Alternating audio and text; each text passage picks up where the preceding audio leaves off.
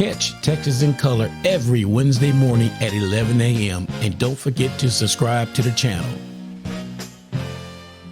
Good afternoon, everybody. My name is Ronald Gordon, owner of WSAN Radio. And beside me, my partner, Zabrina Robinson.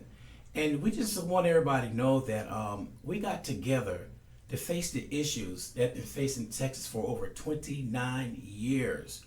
We've been dealing with gerrymandering, moving the border, moving voting booths. They want to take over Harris County. And so we're here to educate everybody, know that you don't need to do that. And this is one reason why we're here to educate everybody about getting out and voting. So one of the key things is the Republican Party. We watched them for 29 years changing this state. It is not changing for a minority. And so that's the reason why we're here to bring this point up. And Zabrina, I tell you what, you talking about somebody here that could let you know everything. This is the right person right here. Zabrina? Well, thank you, Ron.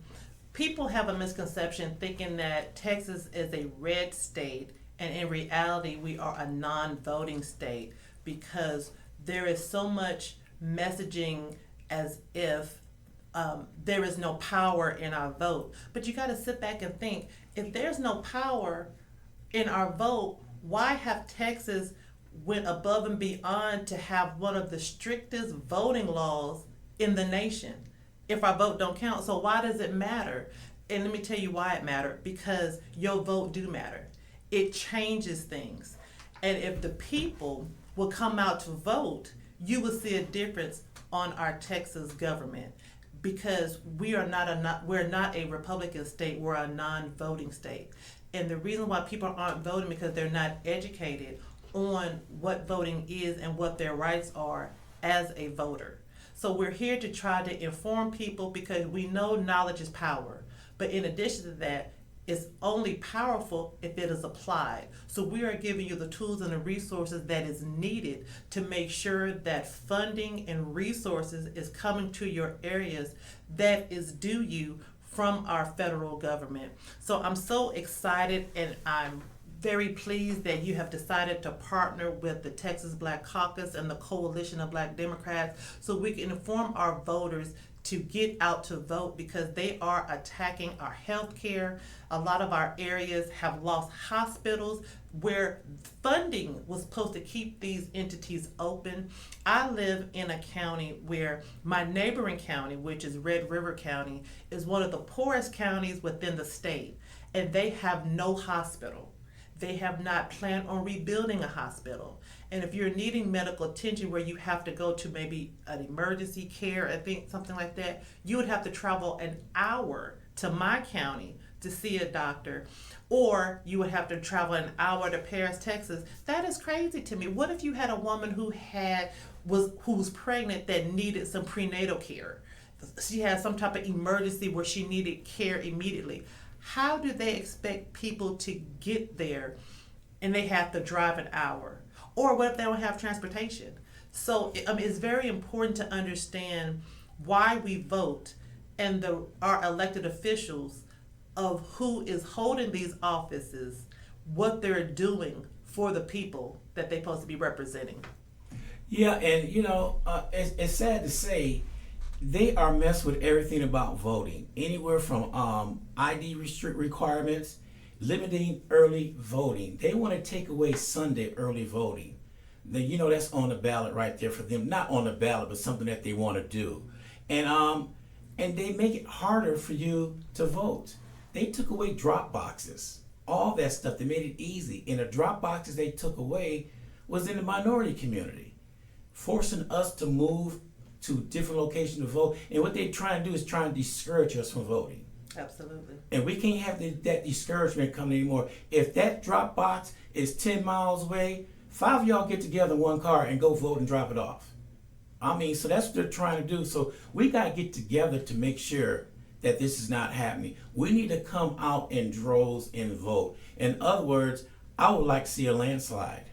And also, Ron, people don't understand that your county commissioner are the ones who decide on where your polling locations are. So if you're in a county or in a commissioner precinct where your voting box has been moved or it has been removed, taken out totally, you need to attend your commissioner's court and address that with your commissioner, because they are disenfranchising you on exercising your right to vote.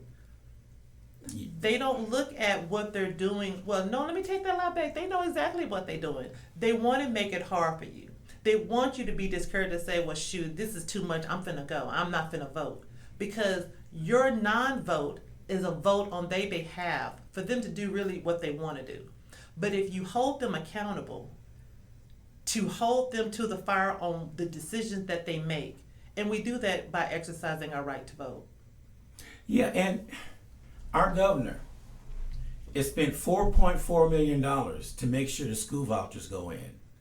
There were 21 Republicans who voted against it. Now he's after them.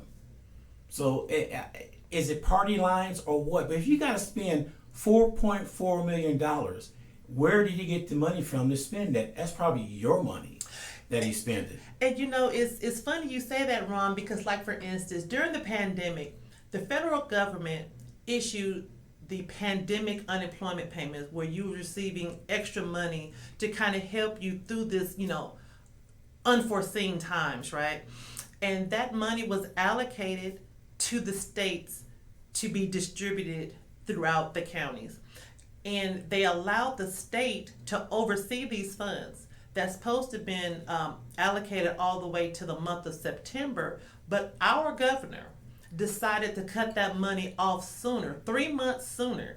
So my question is, like you just asked, where'd that money go? What did they do with the money? What they're doing is repurposing your money in other places. So we need to know where the money at. What you doing with it? Because it's not coming back to our communities, but we're being taxed on our food, we're being taxed on our property taxes, but none of that money is coming back to our communities. And we need to stand up to say, hey, where is our money? And we do that by voting. And if our elected officials is not bringing resources back to our communities, we need to vote them out of office. So before we go, I want to break things down, or you could break things down to me because I'm trying to figure this out. When that money comes to the state and to the county, who has the last say so where that money goes? Well, this is how it goes. So you get, let's say federal funding comes from the federal government, goes to your state. Your state then distributes that to your county judge throughout the county. And then your county commissioners then send that to your city. And then your city council and your mayor then decides on how funds are being allocated. So you have several different hands this money goes to and goes through. So the people that be held accountable is your governor, your county judge, your commissioners, and then your city council, which is your first level of your local government. So it's very important that you attend these public meetings that are offered twice a month. And I don't know about you, but in my county it's on the second and fourth Monday of the month in the evening. And then your commissioner court is also twice a month, but check with your county to find out the exact time and day for you to attend these meetings, because all this information is public record. All right, Sabrina, thank you for showing up today in the lovely studios. And I want to let everybody know, please go to Texas in Color YouTube page. Go to Texas in Color on our Facebook page. We have a lot more to deal with. We got a lot more education to go on to let you know exactly how your governor works. Until then, Sabrina Williams, Ronald Gordon, good day. Thank you for watching Texas in Color. Please tune in every Wednesday at 11 a.m. And please don't forget to subscribe to the channel and hit that notification button so you'll be notified each and every time we go on live.